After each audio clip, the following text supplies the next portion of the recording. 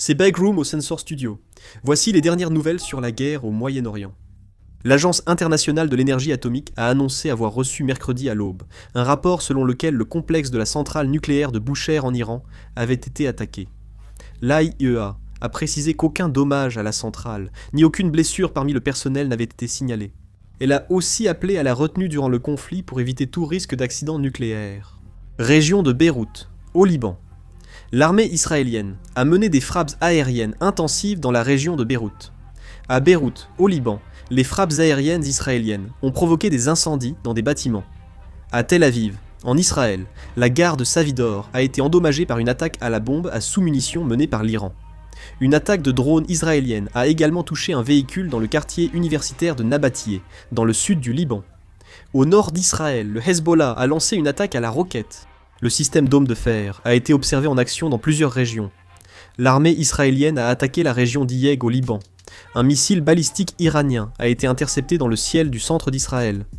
À Bagdad, un drone s'est écrasé sur le toit de l'hôtel Al-Rachid, déclenchant un incendie. Cet hôtel accueille plusieurs missions diplomatiques.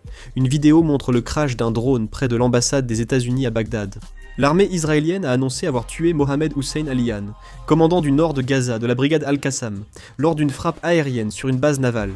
L'armée américaine a annoncé avoir largué plusieurs bombes anti-bunkers de 5000 livres sur des cibles iraniennes, précisant qu'elles visaient des bases de missiles fortifiées situées le long de la côte près du détroit d'Ormuz. Le chef de la police iranienne, Ahmad Reza Radan, a raillé les propos de Donald Trump, qui accusait l'Iran d'avoir manipulé des vidéos de manifestations avec l'intelligence artificielle, lors d'un discours aux partisans de la République islamique. Le ministère de la Défense saoudien a annoncé avoir intercepté un missile balistique lancé en direction de la province d'Al-Kharj. L'intercepteur est tombé près de la base aérienne du prince sultan sans causer de dommages à la base. Quelle est la situation actuelle des victimes de la guerre au Moyen-Orient ? En Iran, 1443 personnes ont été tuées et 18 551 blessées. Au Liban, 912 morts et 221 blessés. En Israël, 15 morts et 3369 blessés.